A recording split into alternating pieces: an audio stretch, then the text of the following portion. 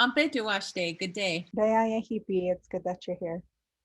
My name is Tamera Miyasato, and I am a co-founder of Indigenous Storytime. And my name is Blue Dawn Little. I am a contributor to Indigenous Storytime. And in honor of Native American Heritage Month and Thanksgiving, we have a special installment for you to share a little bit about the diversity of Indigenous nations that reside on Turtle Island. Blue, what is Turtle Island? Can you share with our viewers where that is and what it is? Sure. So Turtle Island, many Indigenous nations that reside on South and North America refer to the continents as Turtle Island. And many of their creation talk about a time when there was only water. So this is a Haudenosaunee creation story of Turtle Island, and it talks about Sky Woman who fell from her island in the sky, but the animals on Earth worked together to help her.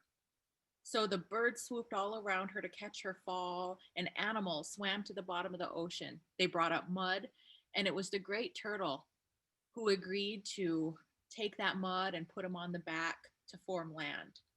So Sky Woman gave birth to a child, and over many, many years, her children became the diverse indigenous nations of Turtle Island. And so the original people of this land, prior to European contact, continue to thrive in their diversity today. So Tamara and I are both members of the Oceti Sakowin, which translates to the Seven Council Fires. And although there are many accounts of creation stories, some speak of a place where a long journey brought the Lakota people to the Black Hills and where the Seven Council Fires were created. Before the Seven Council Fires, the people lived around a body of water where it was extremely hot. And one day a man in a cloud appeared to them and instructed them to move northward. And so they did. On their way, it became cold until two young men had a vision where they were shown flint rocks and how to use them to start a fire for warmth. And because there were many relatives and groups of families, each had their own fire to maintain. And from this point on, they were called the Seven Council Fires. So, as demonstrated in these two stories, you can see that there's great diversity among the nations along Turtle Island. Of all the diversity, though, there's one thing that many indigenous nations have in common, and it's that we're grateful every day. So we express gratitude in our interactions, our relationships, our spirituality, and in our resilience, our ability to endure. Gratitude, at least for the Oceti Sakowin, is one of our sacred virtues. And so this week, people around the United States are celebrating Thanksgiving. But Blue and I wanted to take some time to share a different perspective about what this holiday means for us as Indigenous women and for other Native nations. So I'm sure that you've all, think about Thanksgiving as a time of the year where we all get together with families and we share a big meal. And many of us have grown up hearing the story of the Pilgrims and the Indians, how they came together in a great Thanksgiving feast after their survival of a long and harsh winter. But did you know that a lot of what we currently know about Thanksgiving isn't all that accurate? And although the Puritans were grateful for their survival, many are unaware that that came at a great cost to the Indigenous peoples. And many of us understand history from a different perspective, one that has shaped our resilience across Indigenous nations. And because of this, not all of us on Turtle Island share in the same Thanksgiving festivities. Blue, can you talk a little bit about who the people were that are referenced in the story of the Pilgrim and the Indians? So the Wampanoag are the Indigenous peoples first referenced in the quote unquote first Thanksgiving. So Wampanoag loosely translates to people of the first light, as is pretty common with kind of like what we saw with Oceti Sakowin. Their name is place-based, meaning they call themselves after their traditional homelands.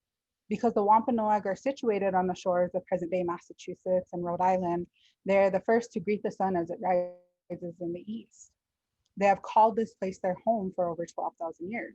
And today, the Wampanoag are still fighting for their recognition and for their land. So back in 1970, a group of Indigenous nations, the Wampanoag included, began the National Day of Mourning. And so this event does take place on Thanksgiving, but it's not necessarily a day of celebration. Rather, it's a time where people come together solemnly and in a spiritual way to honor, to recognize, and to mourn ancestors who were lost as a result of genocide, stolen lands, and generations of forced assimilation. So participants in the Day of Mourning March, they start a fast on Wednesday. And that fast continues into the afternoon of the next day when a lot of people are celebrating Thanksgiving. While it is a day of mourning, it's also a day of great healing for many Indigenous people. And this year, the National Day of Mourning organizers are taking extreme safety precautions due to the COVID-19 pandemic. And they are sharing their event via live stream so that people can participate in their program virtually. And that's a really good, great idea, I think, especially for some of us that aren't close to the area. And so I invite you to check that out. And although this is, how Wampanoag and other Indigenous peoples from the New England area recognize this day, there are other Indigenous communities across Turtle Island which recognize this day in their own way. So some celebrate Thanksgiving. Not everybody has abandoned the day, but some choose different ways to participate.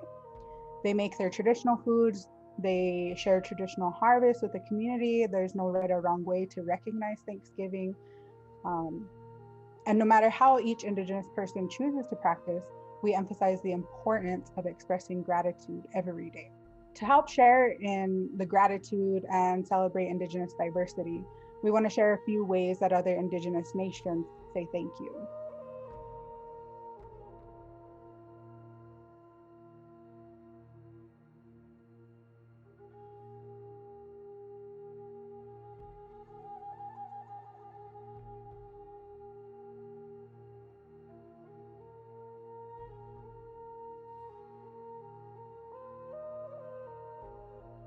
So we hope that the information that we shared with you today is helpful to get you to think about the month of November and Thanksgiving in a different way.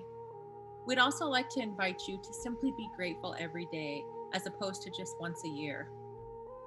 We'd also invite you to ask some questions like, how can you honor the Indigenous nations of Turtle Island?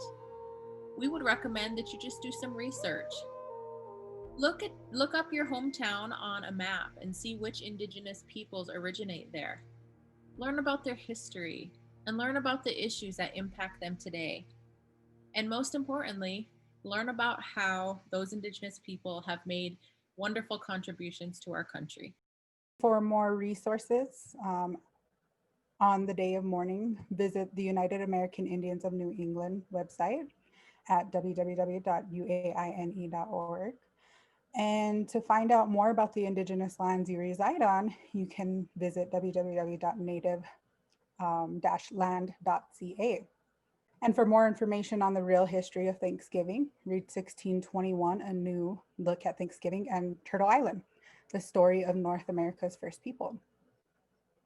We'd like to thank you for joining us today and also invite you to join Indigenous Storytime on Facebook, where you can find a lot of other stories, resources, lessons, and a lot of great information. Thank you so much for listening. We appreciate your time. And until we see you again, Doksha Kewachiankapikte.